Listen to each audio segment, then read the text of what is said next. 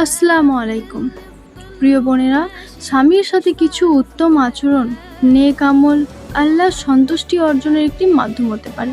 তো আজকে আমি এই বিষয় নিয়ে কথা বলবো।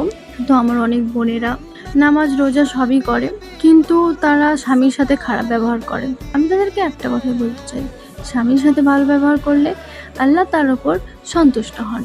তো বেশি দেরি করবো না, মেন টপিকে যাব। নারীদের যে 7টি কাজ স্বামীদের সাথে করা উচিত। প্রথমত, স্বামীর প্রতি সম্মান ও ভালোবাসা দেখানো। দ্বিতীয়ত, ইসলামের সীমার মধ্যে স্বামীর ন্যায় সঙ্গ কথার অনুগত করা। তৃতীয়ত, নামাজ রোজা ও পর্দা ঠিকভাবে পালন করা। চতুর্থ, স্বামীর অনুপস্থিতিতে নিজের ইজ্জত ও পরিবারের গোপনীয়তা রক্ষা করা। পঞ্চম, স্বামীর সাথে নম্র ও সুন্দর ব্যবহার করা। ষষ্ঠ, সংসারের দায়িত্ব আন্তরিকতার সাথে পালন করা। সপ্তম, স্বামীর ও পরিবারের জন্য নিয়মিত দোয়া করা। তো প্রিয় বোনেরা, আমি তোমাদেরকে বলে দিলাম যে যেই 7টি বিষয় করলে জান্নাতে যেতে পারবে ইনশাআল্লাহ। তো স্বামীদের সাথে ভালো ব্যবহার করা এটা ইবাদতের মধ্যেই পড়ে।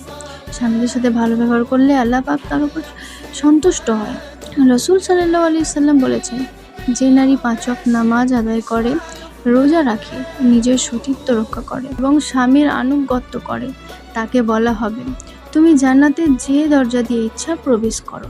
তাই আসুন আমরা আল্লাহর সন্তুষ্টির জন্য এসব নেক আমল করার চেষ্টা করি।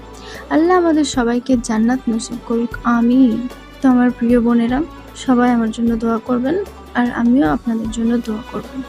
তো বোনেরা, স্বামীর সাথে ভালো ব্যবহার করুন, আল্লাহ পাক তোমার উপর সন্তুষ্ট হবে, ঘরে রহমত আসবে। তো আমার ভিডিওটা তোমার বোনেদেরকে শেয়ার করে দাও এবং আরও সুন্দর সুন্দর ভিডিও পেতে আমার চ্যানেলটিকে সাবস্ক্রাইব করে রাখো।